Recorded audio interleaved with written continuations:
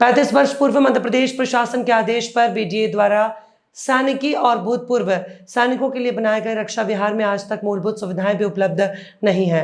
ज्यादातर सड़कें टूटी हुई हैं, जिनका डामरीकरण भी नहीं किया गया। सीवेज लाइन भी जीर्ण हालत में है और जगह जगह सीवेज का गंदा पानी भूखंडों पर भरा हुआ है और भूजल को दूषित कर रहा है। कई घरों में पानी की लाइन ही नहीं है और जहां लाइन है वहां भी लोकल बोरवेल का पानी 2 दिन में एक बार प्रदाय किया जा रहा है। नर्मदा जल या तालाब का पानी लाने की कोई योजना भी नहीं है। बिजली प्रदाय अनियमित है और रोज ही वोल्टेज फ्लक्चुएशंस होते रहते हैं, जिसके कारण रहवासियों के बिजली उपकरण खराब होते रहते हैं। वर्षा जल के निकाय के लिए नालियां तो आज तक बनाई ही नहीं गई हैं। रक्षा विहार की स्थिति आसपास के ग्रामों से भी बदतर है। रक्षा विहार को नगर निगमों को सौंपने के लिए आज तक कोई प्रयास ही नहीं किया गया। हालांकि आसपास के कुछ क्षेत्र नगर निगम के अंतर्गत आ चुके हैं।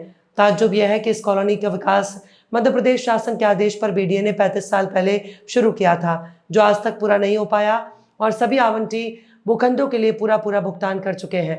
उसके ऊपर जिन भूखंडों पर मकान नहीं बने हैं, उनके स्वामियों से बीडीए पेनल्टी भी लेता रहता है। 3 साल पहुंचे, क्या आश्वासन मिला? रक्षा विहार के रहवासियों को आज सीओ श्यामवीर सिंह साहब ने आश्वस्त किया है कि हम भूतपूर्व सैनिकों की लंबे अरसे से चली आ रही समस्याओं का समयबद्ध सीमा में निराकरण करेंगे।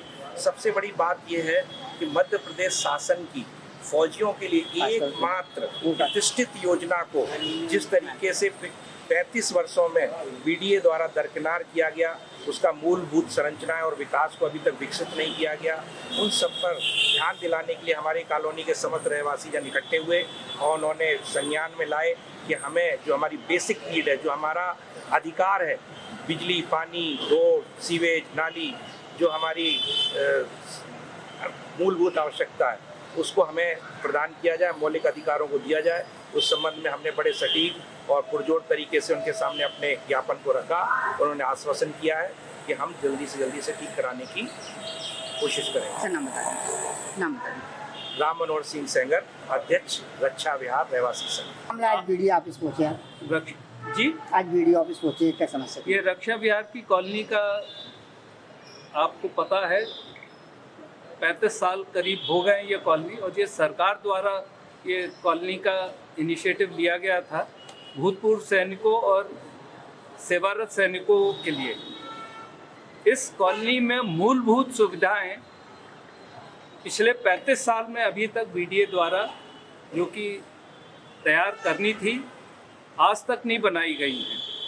सबसे ज़्यादा समस्या है पानी, सीवेज, सड़कें, और इस कॉलोनी में सब बुजुर्ग लोग रहते हैं, वीर नारियां रहती हैं जिनके कि पति आजकल है नहीं, और इन सबको बहुत ही कठिनाई का सामना करना पड़ता है। पानी की समस्या तो हर दूसरे दिन पर पानी सप्लाई होता है और फिक्स रेट है जिसमें जीएसटी लगता है, लेकिन पानी कभी 8-8 दिन नहीं सप्लाई होता है।